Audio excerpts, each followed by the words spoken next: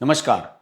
आप में से बहुत सारे लोगों के हमारे पास मैसेज आ रहे थे और ख़ासतौर से हमारे इस चैनल के जो सब्सक्राइबर हैं उन लोगों ने कमेंट किया कि हमने भारत के लगातार दूसरी बार T20 वर्ल्ड कप जीतने पर कोई वीडियो नहीं बनाया।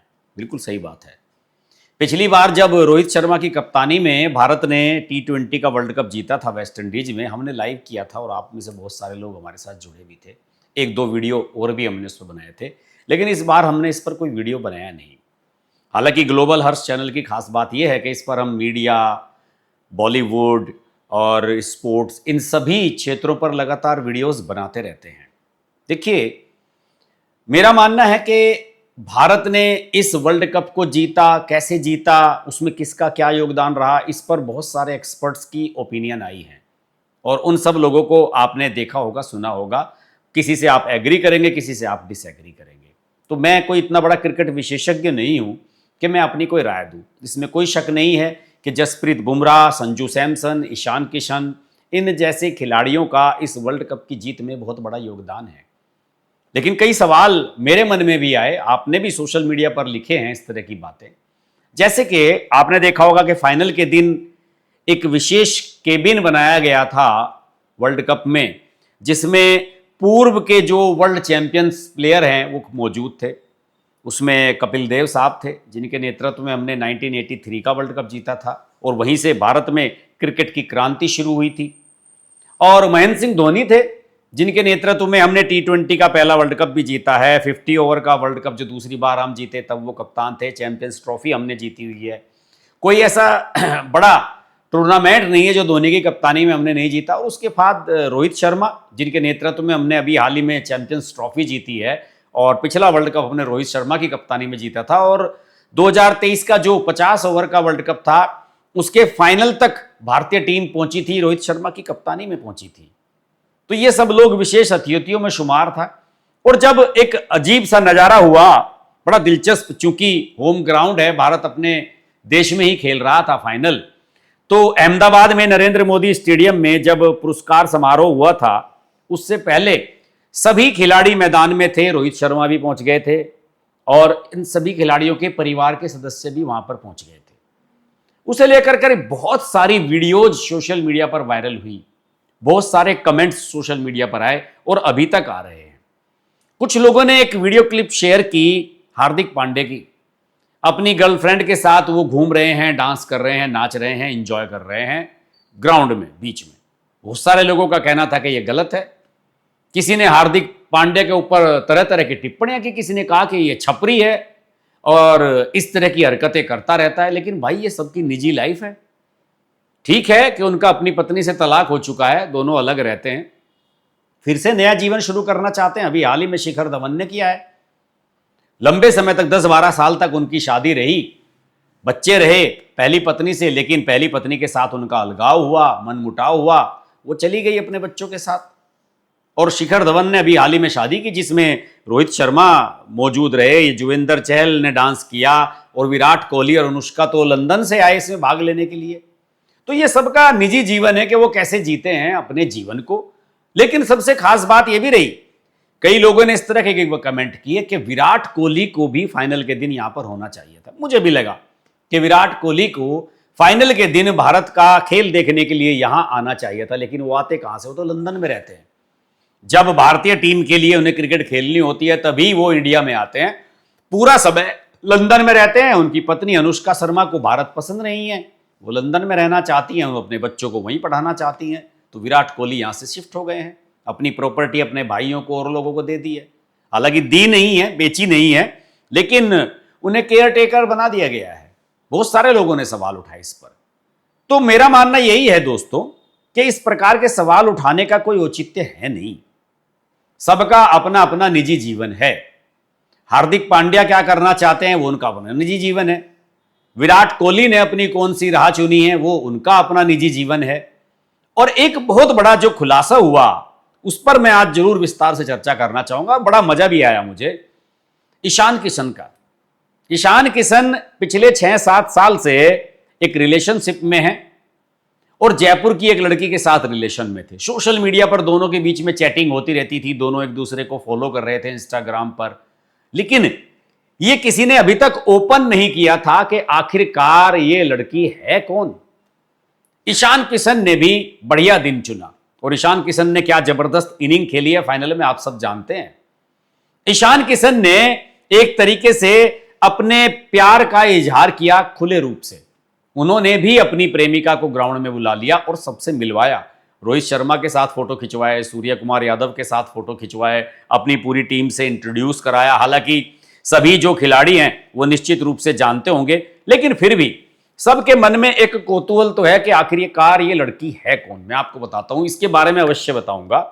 आप इसके विजुअल्स भी देख सकते हैं कि वो ईशांत के साथ घूमती हुई नजर आ रही हैं और बड़े मजे के साथ दोनों घूमते हुए नजर आ रहे हैं। इस लड़की का नाम है अदिति हुंडिया। अदिति 1997 बॉर्न है और ईशान किशन से 2 साल बड़ी हैं, जयपुर की रहने वाली हैं और इन्होंने कई बड़े बड़े कारनामे किए हैं। फैशन वर्ल्ड में इनको जाना जाता है और इनका जो परिवार है जयपुर का जाना माना मारवाड़ी परिवार है, जहां इनका जन्म हुआ। और इनकी परिवार के बारे में भी मैं आपको बता दूं कि इनके पिता ललित कुमार हुंडिया जयपुर के एक बेहद सफल और स्थापित व्यवसायी हैं। उन्होंने मरुधर सेल्स कॉरपोरेशन नाम का एक प्रोप्राइटरशिप व्यापारिक संस्था बनाई हुई है और 1984 से इस फर्म को रजिस्टर्ड कराया गया है और ये अच्छी खासी फर्म है। और इनका जो संस्थान है इनके पिता का, वो राजधानी मंडी प्रांगण सीकर रोड पर स्थित है। मरुधर सेल्स कॉरपोरेशन मुख्य रूप से एक बड़े स्तर के थोक विक्रेता हैं, होलसेलर डिस्ट्रीब्यूटर हैं और रिटेल व्यापार भी ये करते हैं। और जो इनका आंकड़ा है सालाना का, वो 25 करोड़ से 100 करोड़ रुपए के टर्नओवर का है। अदिति के बारे में और ज्यादा मैं आपको बताता हूं कि अदिति की बैकग्राउंड क्या रही है। अदिति ने यहीं से जयपुर से ही अपनी पढ़ाई की है और यहां का जो प्रसिद्ध सेंट जेवियर्स कॉलेज है वहां की वो पढ़ी हुई है। यहां से उन्होंने अपनी बीबीए यानी कि बैचलर ऑफ बिजनेस एडमिनिस्ट्रेशन की डिग्री ली। फिर उसके बाद इन्होंने एकेडमिक बैकग्राउंड बढ़िया रही इनकी और उसके बाद इन्होंने और इनकी मां ने इनको बढ़ावा दिया।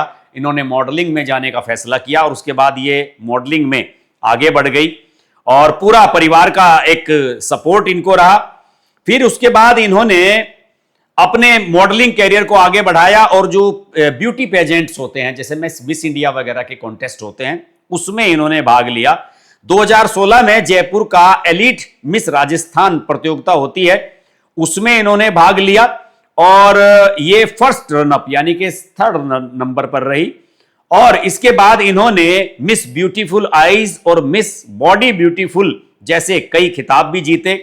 और इनके जीवन में एक टर्निंग पॉइंट जब आया, जब 2017 में इन्होंने फेमिना द्वारा आयोजित मिस इंडिया राजस्थान 2017 का ताज अपने नाम किया और इसके बाद राष्ट्रीय मंच के फैशन के दरवाजे इनके लिए खुल गए और 2017 में फेमिना मिस इंडिया कॉन्टेस्ट में इन्होंने भाग लिया, वही जिस साल मानुषी छिल्लर ने यह प्रतियोगिता जीती थी।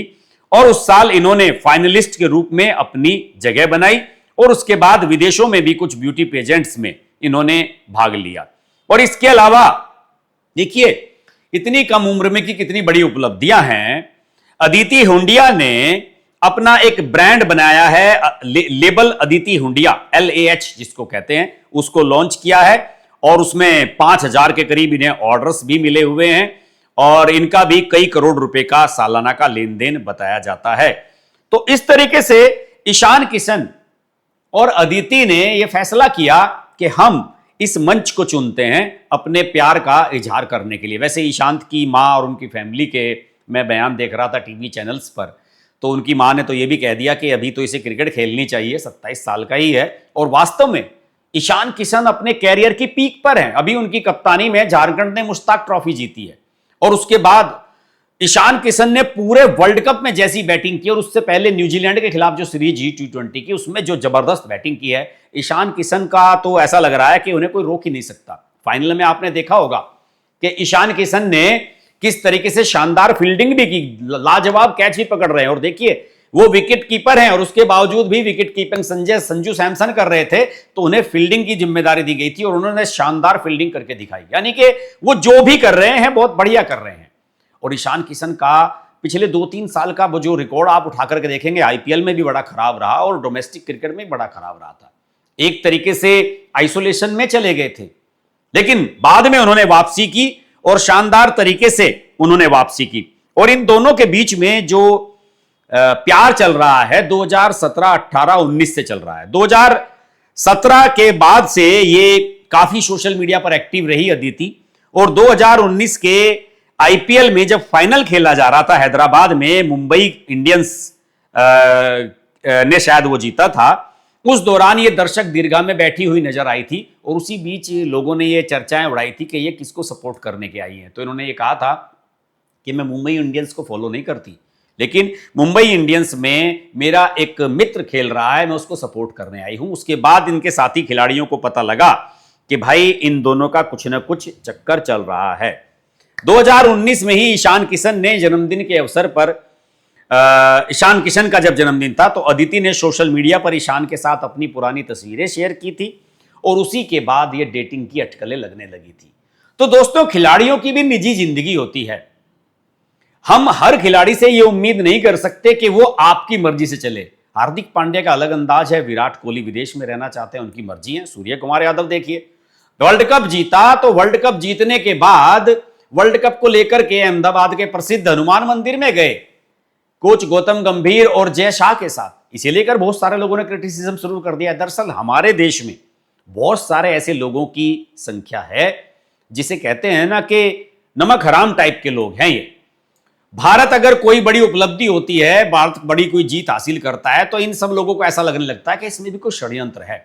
एक दौर था कि हमें मैच फिक्सिंग के जाल में फंसाया जाता था, शारजाह में बुलाकर हमें हराया जाता था, विदेशों में हम जहां भी जाते थे हमारी टीम हार करके आती थी, हमें घर का शेर, मिट्टी का शेर कहा जाता था। आज भारत दुनिया के हर कोने में जीत रहा है, सबको पानी पिला रहा है, तो उसमें भी कुछ लोगों को खुरपेच करने की आदत है, लेकिन ऐसे लोगों को अवॉइड करा जाना चाहिए। ये वीडियो मैं पूरी तरीके से हम भारतीय क्रिकेट टीम को समर्पित करते हैं, जिन्होंने शानदार सफलता दिलवाई और आने वाले समय में भारत को और भी ऐसे कई बड़े मकाम हासिल करने हैं। लेकिन मेरा मानना है कि कम से कम हमें खिलाड़ियों के निजी जीवन को आलोचनाओं के दायरे में या टीका टिप्पणी के दायरे में लाने से बचना चाहिए। आज के वीडियो में इतना ही। अगर ये वीडियो अच्छा लगे तो लाइक और शेयर करें, और अगर आप मेरी बात से सहमत हैं तो कमेंट के माध्यम से अपना फीडबैक अवश्य दीजिए, क्योंकि इस चैनल पर जो मेरे वीडियो होते हैं वो थोड़ा सा अलग मिजाज के होते हैं और मेरी कोशिश रहती है कि मैं आपसे कनेक्ट कर सकूं और आपका जो फीडबैक है वो मुझ तक पहुंचे, इसकी भी मैं पूरी आशा करता हूं। नमस्कार। Hi, this is Pooja Bedi, and I'd like to say that I'm deeply grateful to Harsh for his wonderful and courageous reporting, and the fact that he always stands up for what he thinks is right. Thank you, Harsh, for all the support and all the love, and rock on. Everyone who's watching this, don't hesitate to press the like, share, subscribe button on his channel.